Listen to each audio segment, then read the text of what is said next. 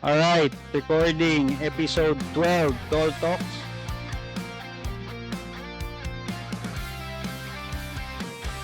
May shift na siya ng ng reaction ng katawan. Mhm. Kasi yung katawan ko nung medyo dati, bata-bata pa ng konti, years ago, Mhm. Mm. kahit walang ensayo, isang sabak ko lang, yung hingal pantay na. Kon, Okay. hindi ka masyadong pagod. Tapos pag natapos, doon ko lang mararamdaman yung pagod pag natapos akong mag-basketball. Pero kinabukasan lalaro na naman. Mhm. Ngayon tol, kapag like for example, basketball ako ngayon, Mm. pag gising ko kinabukasan, mas masakit yung hita. Nakapagtakbo, no?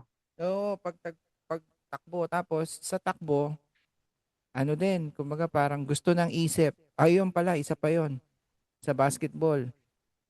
Gusto ng isip, Mm. pero ayaw sumunod ng katawan. For example, yung isang malupit na turnaround shot. Mm. Pag ikot ko, backboard eh. Dati turn around, ngayon turn away ka na. Oo, dati Aalis ka na. pag turn around ko, kahit may sumabay pa eh. Ngayon, Mm. pag step back ko, may kasamang laglag sa side eh. At saka- Mm, Oo, Oo, tsaka iba ganun na siya. ngayon. Dito kasi tol, mainit sobra. So, para sa mga katulad ko na more than more than 40 na, I'm sure nakakaramdam na sila. Alam mo, meron kang magandang binigay na video, yung sinend mo the other day, about when you reach pala the age of 40, you would soon start to realize na mahaba na ang binuhay mo, maaaring kumpara sa maaaring ibuhay mo pa. Oo, yung quote Camille Prats ba ni yan? Camille Prats. Oo, nagustuhan ko rin yon, yung sinabi ni Camille Prats. Sabi Mm. niya, na-realize ko na mas mahaba na yung binuhay ko Mm. kesa doon sa length na bago siya yumao. Yes. Oo nga naman, no? Si, for example, 40, 'di ba? Swerte mo na pag inabot ka na 80, 'di ba? Like, for example, kung nasa 70 something ka lang, lampas ka na nga naman sa kalahati. Ang question, paano mo isinabuhay yung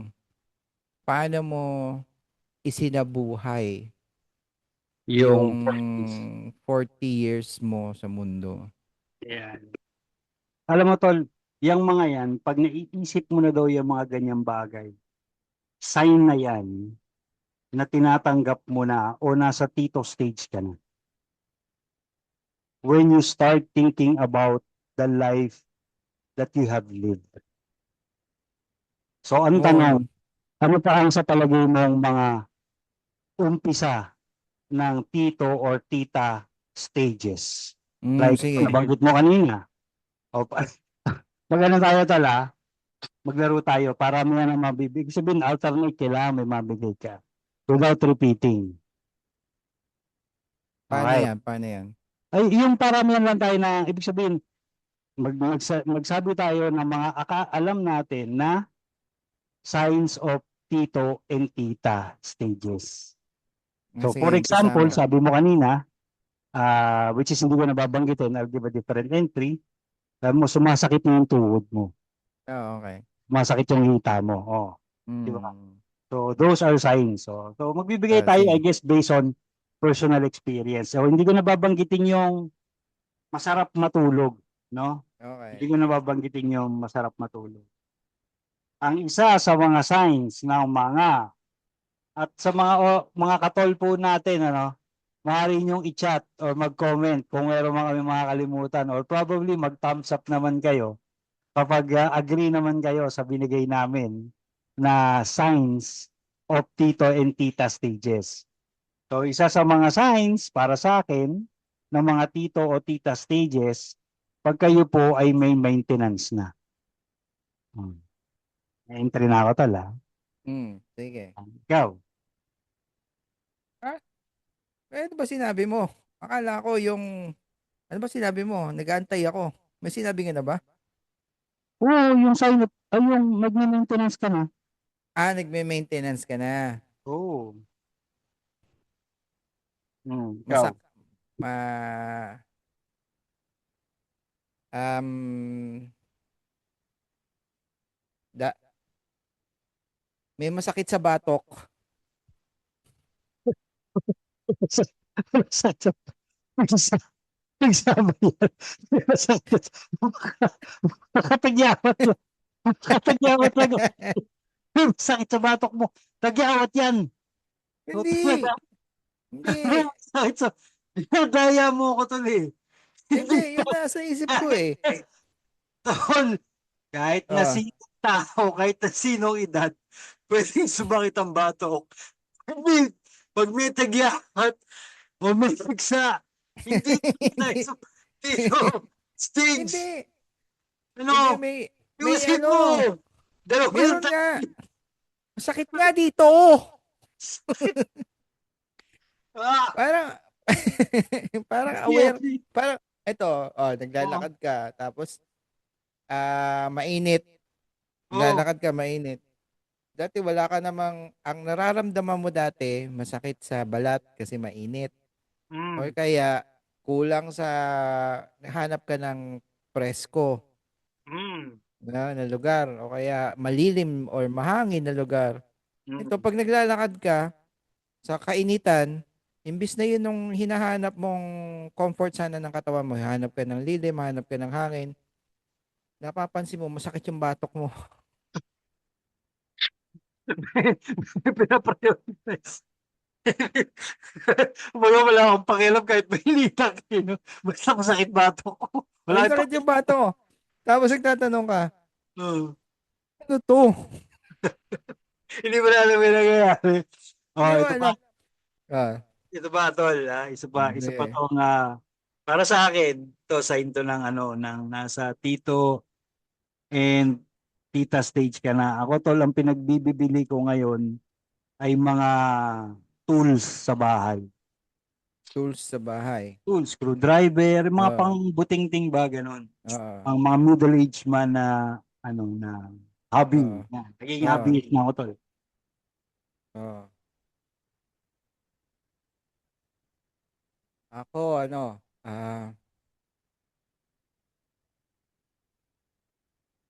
tamad lumabas. Totoo naman, totoo. Totoo yun. Ako din tol. Yung pagka may option ka, like, for example, tara, punta tayo sa park o kaya Hmm. punta tayo sa SM. Oo, oo, ganun. Parang sige kayo na lang, dito na lang ako sa bahay. Kahit Hmm. tutusan niyo ako maglaba, kahit tutusan niyo ako maghugas ng plato, dito lang ako Hmm. sa bahay. Hmm. Mm. Ako naman, sige, last tigisa tayo tol Medyo ito, Sige. uunahan na kita dito. Mm. Marami nang nakakalimutan. Nako, Hindi mo na pwedeng ano kunin yan? yun tol. Nauna ako dun Hindi mo na Mm. pwedeng. Hmm. So, um, ako parang wala. Um, ay nagmamatigas kang may nakalimutan ka. Ano? Ano yun? Ano yan? Gram, Pretending? Ano yun? gram, grumpy ka na pagka Ah, may nagsabi sa'yo, Dad, nakalimutan. Anong nakalimutan? oh, Yan, oh, grumpy, grumpy. grabe. Medyo ano nga, Grumpy, walang dahilan, basta lang grumpy, sensitive. mm, mm. Actually, madalas din nangyayari sa akin. Sasabihin ng mga bata, sinabi ko sa ito kailan mo sinabi? Sa ulitin late date. Kailan yun? Pati nga date, nakakalimutan ko na pag sinabi nila sa, Ah, ah. alam mo yun? So, ikaw, Meron, ah, meron pa ako isang entry. Last na. ano? Ah, Yan, dahil sinabi mo yan, nagpe-pretend na hindi naintindihan. Parang ginagawa naman natin dati yan. Ha? Ginagawa na ba natin dati? Umaarte kang tanga, ha? Ganun. Pero yung Yung mga umaarte sagot ka lang tanga. na, minsan alam mo na, halimbawa, pabibiling ka ng gulay, Mm. halimbawa, sitaw, dalawang Mm. klase ng meron sitaw, yung green na makunat, Ah. at saka yung medyo berde lang ng konti na pwedeng gisa-gisa lang. Okay, okay. Oh, Kasi pero yung green na green talaga. Eh. yung green na green, makunat yun eh. Oo. O, yung pagbili ka nga ng sitaw, anong sitaw? Parang, isa lang naman ang sitaw. Alam mo yung string beans ang gano'n, isa lang naman yung itsura nun. Oo. Alin nga, yung green o yung light green? Ah, parang yun, para ka palang nagkakaroon ng sarili mong definition. Ito, ewan ko lang, babasa sa'yo. Nagkakaroon na tayo ng sarili nating definition or description sa mga bagay-bagay. Base sa pagkakaano natin. Ano tol? Tulad niyan, ikaw, nagbigay ka ng description, green o light green na yun ang definition mo ng sitaw. Iniisip ko tuloy sa akin kung ano na ang binigyan ko ng sarili kong description para just to say na mas alam ko yung mga bagay or alam ko yung bagay na sinasabi. But, Pwede rin sa gamit. mm, like, Ah, pwede sigurong ah, yung pliers, may mm, malaki, may maliit, di ba? mm, ah, Ikaw na lang ang nakakaalam kung anong kailangan mo. Pakiabot mo nga yung pliers niyo. okay, ba't mo nga yun? Binigyan ka ng long nose. Oh. Hindi. Eh, pliers din yun eh, di ba? Ah, ah, ah. Parang hindi hindi nila nagigets yung sinasabi ko ah. Sa Yan. papalayan, tol, na sign. Pag nagbabato ka na ng mga tito jokes o kaya dad joke. Hindi ka, Minsan yung kausap mo hindi na alam kung seryoso ka o nagpapatawa ka. actually, actually. Madalas ko na-encounter yan. Na, No? Para sa iyo nagjo-joke ka pero dad jokes yung sa iyo. Naghihintay correct, ka lang ng reaction niya. correct. Totoo, totoo, Minsan walang reaction. So, totoo. actually hindi ka naman mukhang tanga na hindi ka tinawanan. Actually mukha kayong awkward pareho. Kasi Oo, nagjo-joke ka, hindi naman niya nakukuha. O, correct. pareho kayong tulala. For example, naging body conscious ka. Mm, Oh, naligo ka tapos napansin mo yung love handles mo, sabi natin hindi hindi dati na siyang malaki, di ba? mm. Kaya lang this time mas matigas siya. Hindi na siya malambot. Meron na siya na-develop na niya yung laman na matigas na siya. Sabi mo gano'n, ka lang. Dati malambot lang to Nag, tsaka bulky lang to ngayon. Tigas na siya. nag, nag-yellow, Matigas na nag-yellow. siya. Oh. So, nag-flex ka ng konti sa mirror. Ganun. Parang Oh, side view, titingnan ah, mo. Dating sa point na parang, okay, um, may realization ka na naman na unknowingly, hindi mo pinapaalam sa iba, paglalabas kayo, napapansin mo yung tikas ng katawan ng ibang tao or kaya pag may napapanood ka sa commercials or kaya sa movie or sa Netflix, parang naano mo na maganda yung ganong katawan. Tapos minamotivate mo na yung sarili, mina-micro-motivate mo na yung sarili mo. oh, Gagawin ko to. oh, Gagayahin ko yan. Ganun. So ito na, oh, nagpaplano ka na. oh, Question, tol.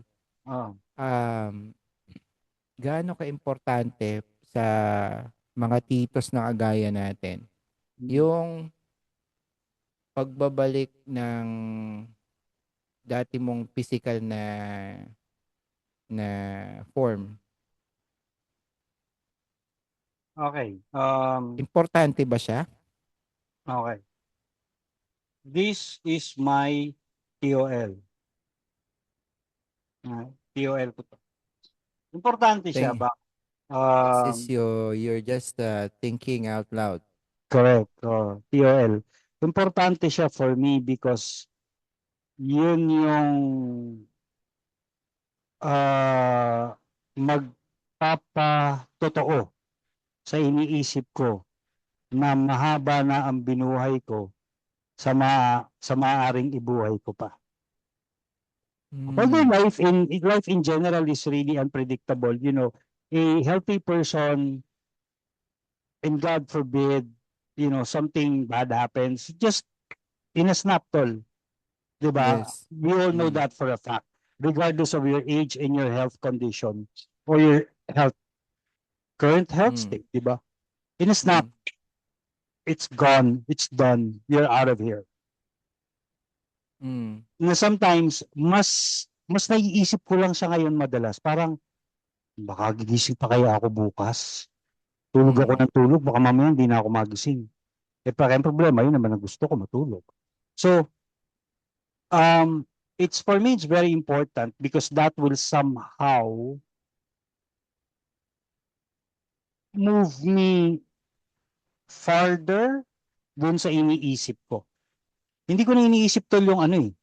Kaya ako gustong magpa ng katawan dahil feeling bata. I'm way past that stage. Uh, I'm way past that stage.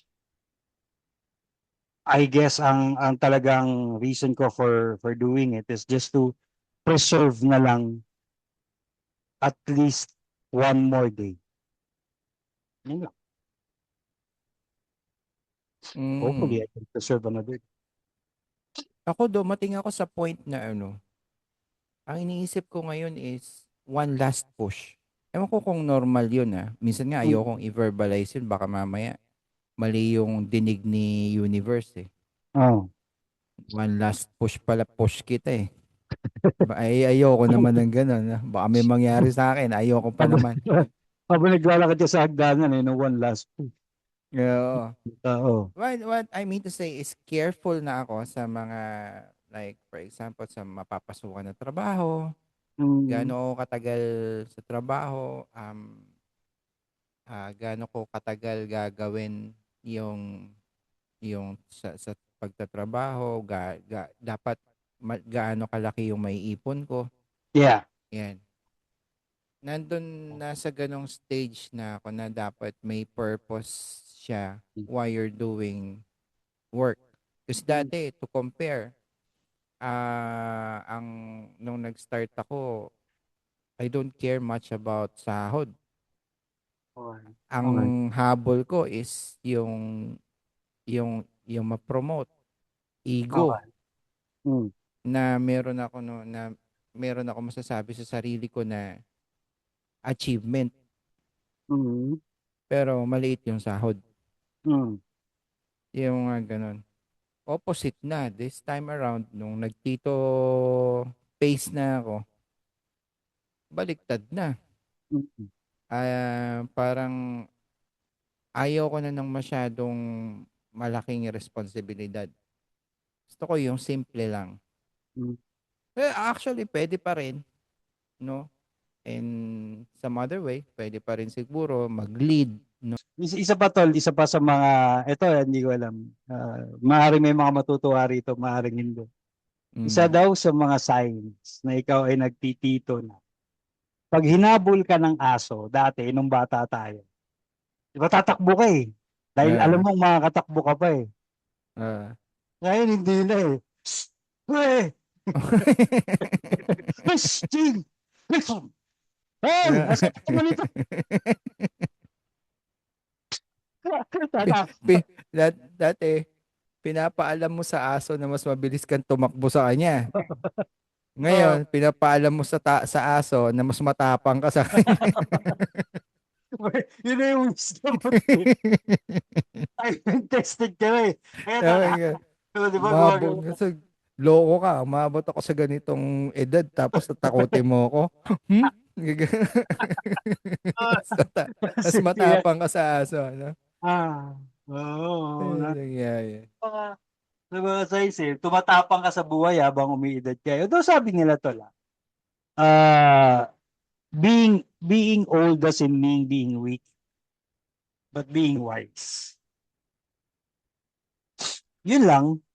Meron ding kasama I guess sa pag edad din ng tao yung emotions. Nagiging ano ka na ba tol? Nasasabi mo sa sarili mo na parang ano ka na, ang bilis mo na magalit ngayon. Bakit ka ganyan?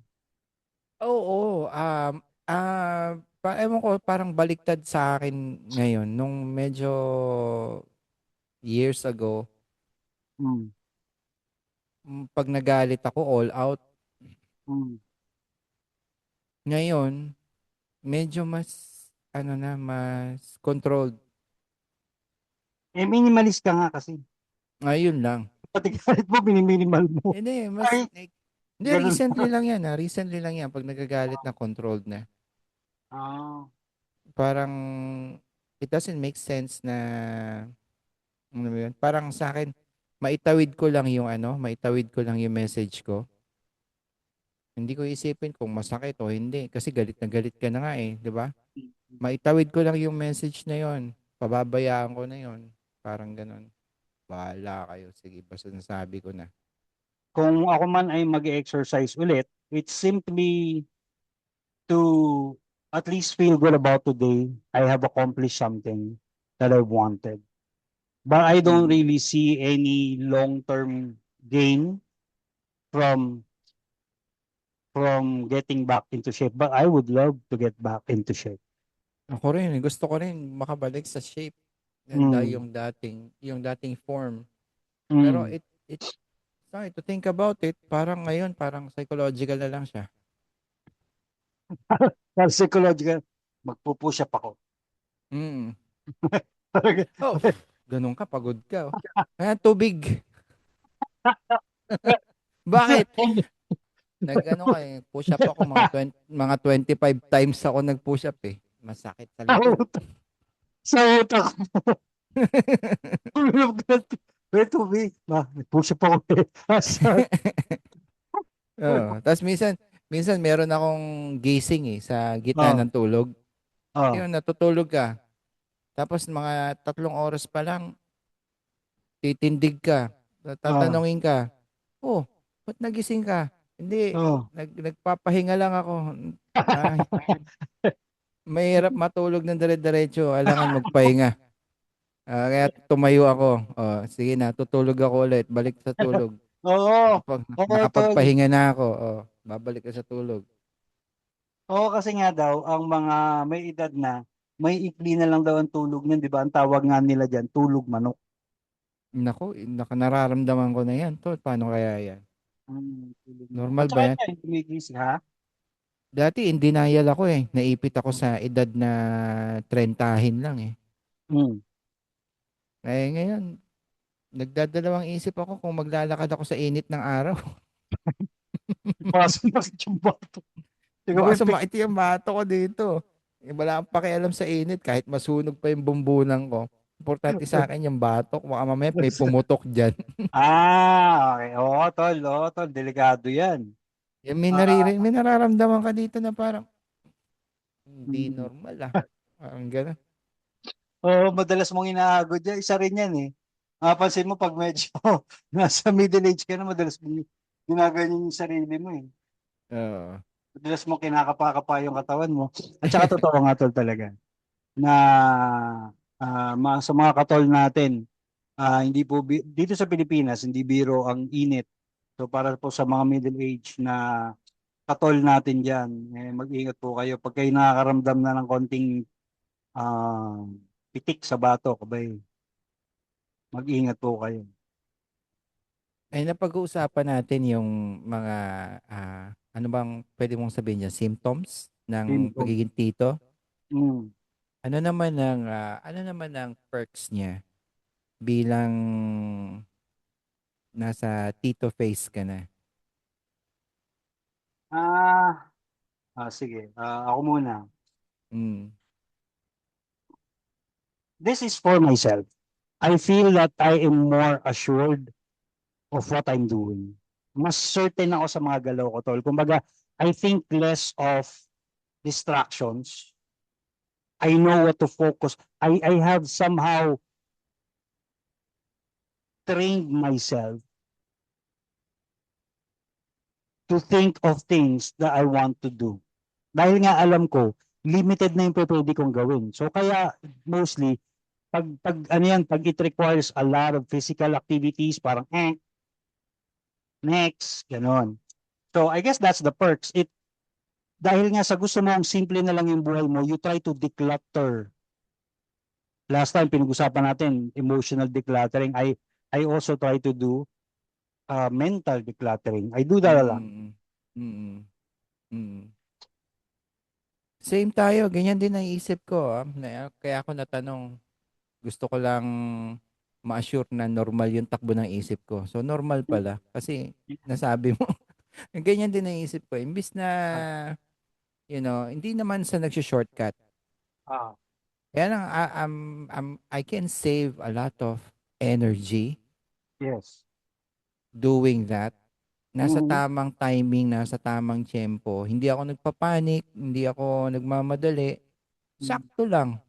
mm, Tapos marami ako nagagawang iba, mm, no? Parang mas defined yung kilos mo, mas sigurado ka sa sinasabi mo. mm, Kapag nagbitaw ka ng salita, alam mo na hindi mo uulitin kasi you said it all na mm. ano siya, kumbaga parang how to say this. Bagay sa mga anak ko, ganun pa rin sinasabi ko eh. Isang beses ko lang sasabihin to Pero sinabi mo na nakaraan. Kakasabi ko lang, oo. Kasasabi ko. Tapos ang sasabihin ko sa kanila, di ba sinabi ko na? Hindi ko naman, totoo din, hindi ko rin inuulit Ah, yung sinabi ko. Basta sinasabi ko, isang beses ko lang sasabihin to. Di ba sabi ko, isang beses ko lang sasabihin? Oh, hindi ko na inuulit yung dapat na binitawan ko salita. Ay, isa yan dun Tito. sa mga ano eh, sa mga, sabihin na lang natin, for the lack of a better term, no? Kasinungalingan sinasabi natin sa mga sarili natin. Ito, magugulat ka, tol. Well, I don't know for you. Kasi ikaw ay isang taong disiplinado na nakilala kita eh. And when you say what you mean what you say and you do what you say. That's how I remember you and know you. Na pag Mm. may sinabi kang gagawin mo talaga. I don't know lang kung ito ba ay Tama patuloy ba yun o din. mali? Hindi ko rin alam. Well, actually, it's not about being right or wrong. It's about just simply being able to say and do what you said you will do.